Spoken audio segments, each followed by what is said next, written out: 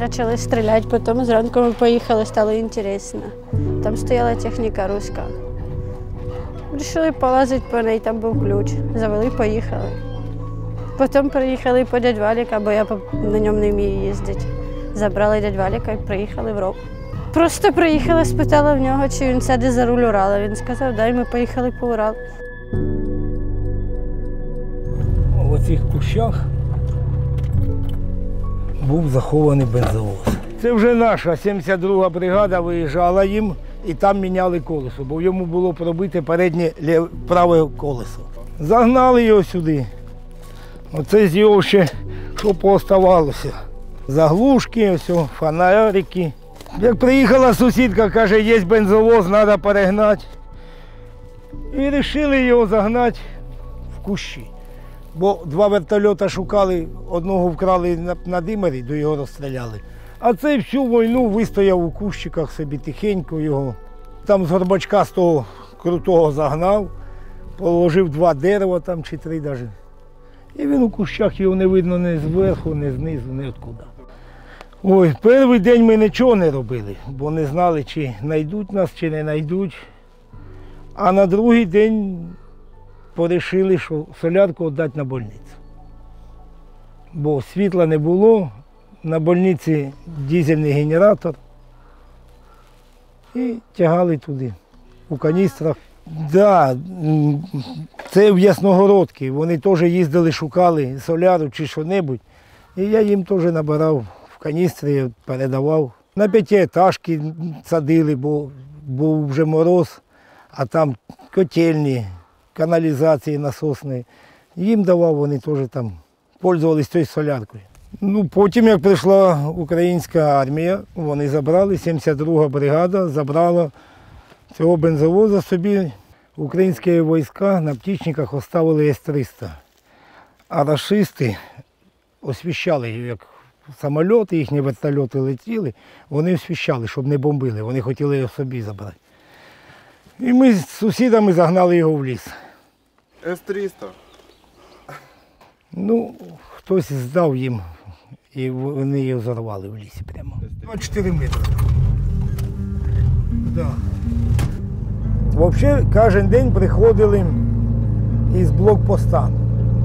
Тут возле больниці стояв блокпост. 2 БМП, мінами обложені, їх там чоловік 14 було.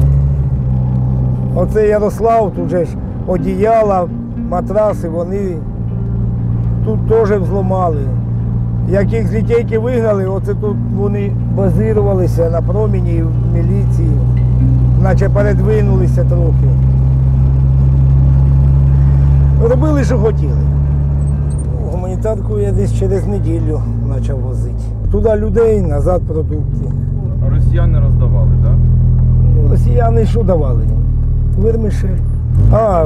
На синтезі фуру вскрили, 2 дня кури роздавали. І то ж, це ж наші були.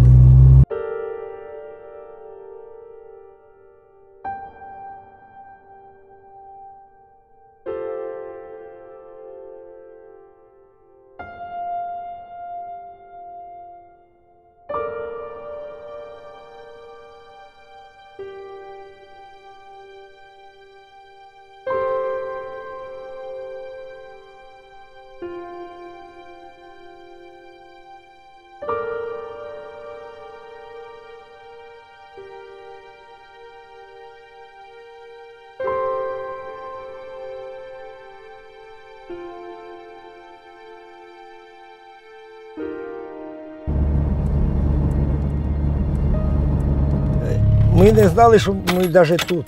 Мене ж як брали, зв'язали руки, капюшон і очі скотчем теж заматані. Ми не бачили, де ми, що ми і де ми знаходилися.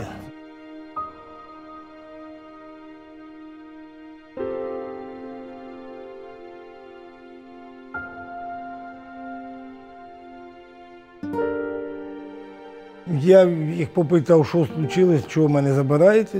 Сказали, для вияснення, вияснять, тебе випустять. Не переживайте. Для початку я навіть не сильно переживав. Думаю, я такого нічого не робив, гуманітарку возив. Ну, думав, за бензовоза. Ну, мовчали ж за бензовоза. Привезли приміщення, не бачивши нікуди. Закинули в оце поміщення.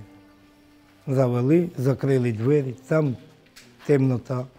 Народу було багато. Сиділи на оцих бочечках всі. Цих, що привезли, нас троє було. Ми сиділи на оцих бочечках, на маленьких. Ніхто не знав, де ми. Навіть орієнтировочно ніхто не знав, де ми знаходимося. Ми, якщо двері чуть-чуть отжати, оттуда така щелинка була. І чуть-чуть було видно ті окна. Все, більше нічого. Так ми определяли, день чи ніч. Били 3 рази, це типу допрашували. Перший раз за гуманітарку не сильно, а другий раз за оружие, ну вже так автоматами, прикладами давали. В основному грудину били. Якщо десь попали, присів з ноги, по ногах били. А тут лежав батько із сином, до тих кожен день. Сина кожен день. І електрошокером, і стріляли. Ну, ця менша бочечка для великих нужд, а та чуть більша для малих нужд. З нами і жінка ще ж була. Це не рядові були. Він кричав: я КНВД, я буду рішати, жити вам чи не жити. Ці, що залишилися, в темноті ж не можна посчитати. Ну так, 1, 2, 3, 4, 5, 6, 7, 22 чоловіка. Лягали головою сюди одні, а другі оттуда головою і ноги в ноги. Це як я прийшов, дали гречку з тушонкою, до усіх була дизентерія. Вони ніч усі на бочці були. Я перший день, ну я ще за 5 днів 10 кілограм скинув. Я крім галет більше тут нічого не їв. Як я побачив, як вони ніч бігають. На бочку в очередь, в темноті. Ну це як почали бомбити їх. Вони це тут, ми тільки чули, ми ці всі бочки зібрали, тут наставили, ну якщо бабах не було, ложили тут рядом, взриви були добрі. Трусились, і стекла летіли, все тут летіло. А самі за компресор, туди в угол ховались, де могли. І оце ж тоді охранник приходить, як трохи наче перестало, тишина, приходить, в двері стукає: живі? Да. Одійдіть від дверей. І він це, ну минут 7 він тут розв'язував, відбивав, що він, як ми закриті, він відкриває, каже: і тікайте, поки нікого немає. І ми оце через поля, я ж кажу, добігли до угла, там блокпост, назад, через синтез, через забори. І через поля, отак, по вулочках.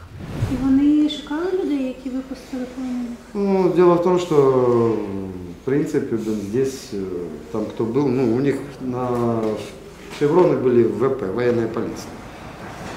Нет, махнул рукой, сказал: да ладно уже. Все на своих ногах ушли нормально, даже женщина была такая уже в годах, где-то, ну, может, вот 50 была среди них. Ну, и мы пошли, мы вот так к 5-этажке стали, там перерыто были. Правда, спросили, говорит: а куда идти? Я говорю: вы смотрите, я сам не знаю, тут уже нахожусь, почти месяц, говорю. Как-то разбегайтесь, говорю, какими-то, там, тропами, да.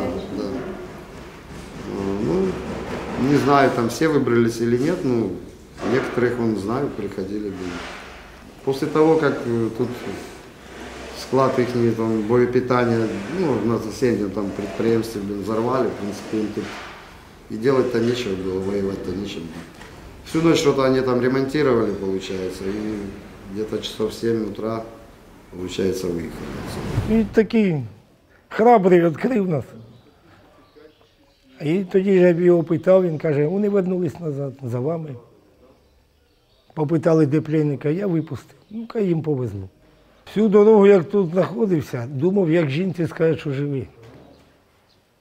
Бо вона, я знав, вона в мене така на емоціях, вона буде переживати. Ой, вона навіть не говорила, вона стояла і плакала. Ну і я, як же ж, вернувся додому, теж сльозка попала. Не сильно, ну, все одно. Повернення додому – це радість.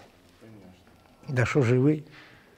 3 дні відлежав вдома, трохи відхикався і обратно гуманітарку возив.